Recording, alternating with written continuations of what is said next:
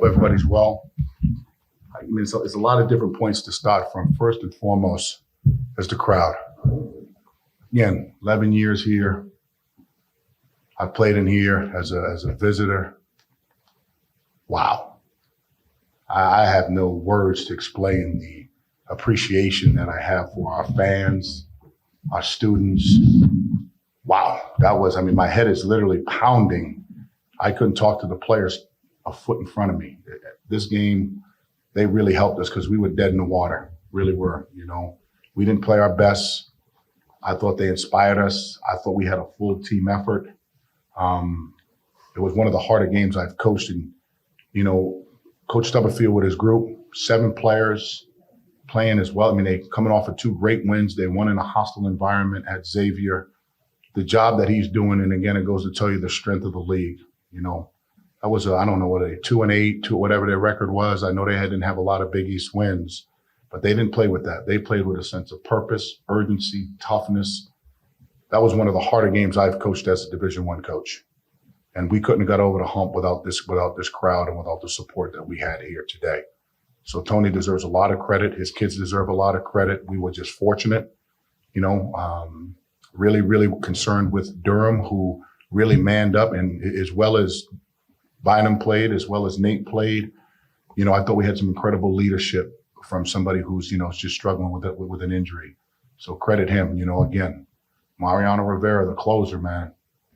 To make free throws like that under that situation. Really proud of our group. This was a great team win, a resilient win. I'm just proud, really proud. I'm exhausted. I'm going to really enjoy this one as we prepare for a really tough game on Tuesday against Villanova. Hey, did Al get hurt when you drove to the basket? No, he's been nursing an injury for about 2 weeks. He's a tough kid. He's a tough kid. We didn't think we were going to play him today. In the first half, other than I think it was a little bit of a spurt coming out of the timeout. It was really DePaul's game, I thought. What was the key for them to play in the first half? Well, credit their preparation. The game was really at a snail's pace, and we tried to pick the pace up in the second half. So credit their preparation, playing us, and again, having 7 eligible bodies or scholarship bodies to play. The game is going to be long. So we had to pick up the pace of play. We needed, so we try to press, we try to move the ball a little faster. Credit the players for making the adjustment at halftime. When it's a slow pace like that, how much do you preach patience to the group? Well, we have an older group, so I think the patience is built within them. I think you got to preach it more when you have younger players on the floor that haven't been there. But in saying that, I thought Breed gave us some great energy. I thought Bryson came and gave us some great energy. These games are long, but they go fast, so you can't lose your composure. You got to try to do the best you can while having the players stay in the moment the best that they can. Just how physical was it? It was very physical. Like Coach said, it's one of the hardest games we played this year. Got Ogenda in there, who's a elite shot blocker. But like Coach see. No, I can't. Lost my train of thought. My bad, man. I need some glasses. I can't see. But yeah, it was How physical? very physical. But I'm a senior, obviously, so I know that I gotta keep my head on straight and not get frustrated with the physicality. Yeah. What's the feeling you go into the line trying to tie the game, force overtime with the free throws? What's going on in your mind? I'm not worried at all. I know the fans got my back. I know everybody has my back. But, like I said earlier, I've been here plenty of times. I love playing in the dunk, so I feel very comfortable at the free throw line. And, so I made, I think, 2 big ones. So it's credit being old. That was funny. Nate, down 13 early in the second half. What did it take for the team to climb out of that lead? It just took us to be more physical to them. And, we execute down the stretch. And that's why we practice like we do. We practice hard. We practice like every practice is a first day effort. And so, we just came out with some urgency. We had to match their physicality. And DePaul was definitely desperate to get this win. But, we just had to play more desperate. And that's what we did. Jared, just, like what Coach talked about the crowd and everything, how much did you guys as players feel off of that tonight? I think we fed off of it before the game even started during warm-ups. It was a lot of students were there early. You could hear people coming in and, the music's playing, and you just feel that vibe, that energy that the fans gave us. And, we can't give them enough credit. Like they really showed up today, and, it really paid off. Even when we were down, they were picking us up, or, we weren't scoring or we weren't getting stops. They were still right there behind us, picking us up, giving us the energy we needed. So, we can't thank them enough. Absolutely.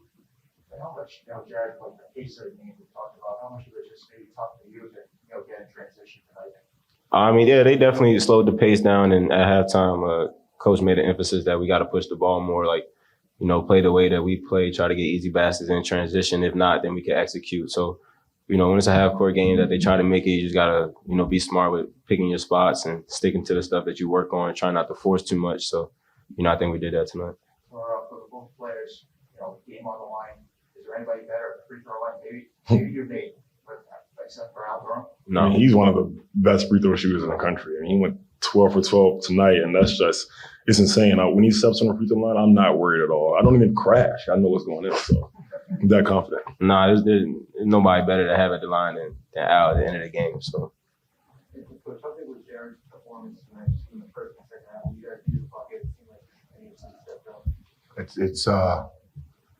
I want to talk about that for a second. I sat here a year ago via Zoom. Everybody was down on Jared. Didn't trust that kids develop. Didn't trust that, everybody struggled through a pandemic year. I'm proud of Jared because he's making a believer of himself first and foremost. And he's making a lot of people look dumb. And I'm really proud of that. Never, ever, ever underestimate somebody's development, their mindset, their internal just want. These kids work their butt off season. While everybody who has a comment, that's all you got is a comment because you don't see the work these kids put in. And I want to make sure you all understand the work that these kids put in is now showing right now. So for everybody that doubted Jared Bynum, seriously, Jared should take a bow. And he's not going to talk that way, but I am. I'm going to make sure I protect my guy, right? So for everybody who doubted him, make sure you come and continue to cheer for him right now because he is doing it at an elite level, not a good level, elite level. And we can't be on this podium today in the last 5 or 6 games. And what you all don't know is his sacrifice that he made to say, I want to come off the bench. Not many kids are selfless like that because it's all about winning. So for everybody who doubted Jared, keep doubting. Keep doubting. Jared, keep doing your thing, baby. Appreciate bringing that number Appreciate up. you, Coach.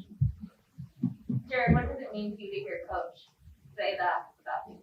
I mean, he put his trust in me since, he first started recruiting me to come here when I was transferring, and he never stopped believing me, even when I was going through some tough times or, through all the injuries or the bad games, even the good games, he's always believing in me. And, he's a guy that never changes up on you. Once he tells you he loves you and he trusts you and he believes in you, he really means it. So, it's been since the first time I spoke to him, the first time I met with him, and, I can't be more appreciative and happier to have a coach like him on my side and having my back. So, I'm really glad I chose him to play for and coming to Providence, and it really has changed my life and my basketball career.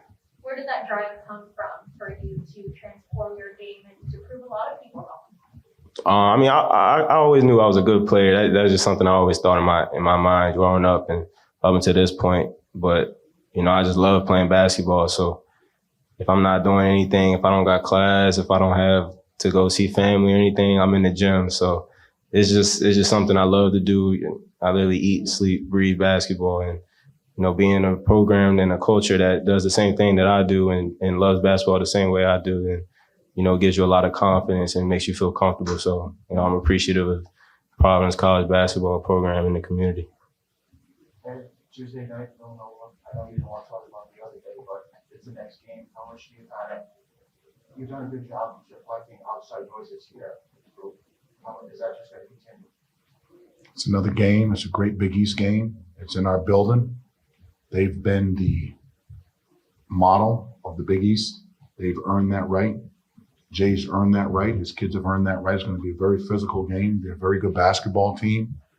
I don't think you make it any bigger or smaller than the last game that just was played. We got our hands full. They got their hands full. It'll come down to the last 2 or 3 minutes of the game. We got to be able to execute. They came off a really hard-fought game today against Seton Hall, came down to the last minute again. The league is tough. The league is really, really good. You see, Marquette goes to Butler, there's no off nights. If tonight didn't prove that, I don't know what night's going to prove that, It's another game. It's an important game. You're going to have 2 top 25 teams come in.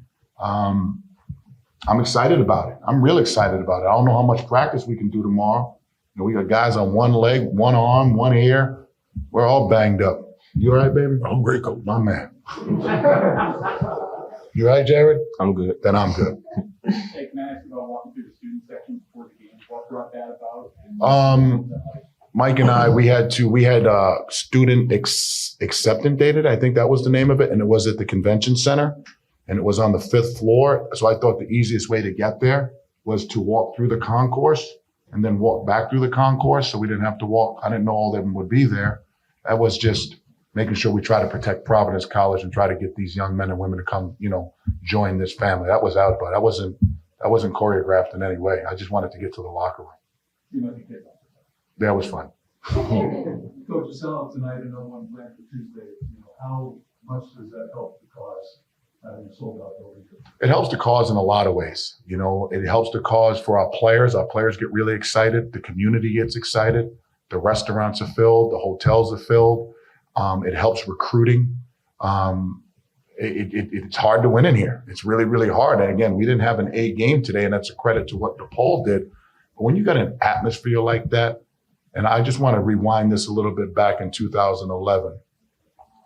I remember our first home game, I think we had about 6,000 or 7,000. And then the second one, it went down. So I'm a realist on this. This is hard to do. And when you're able to have Big East games like this where I'm getting called, text messages, hey, can I get 5? Can I get 3? And I like saying no. You know why you say no? Because all the tickets are gone. That's a good problem to have.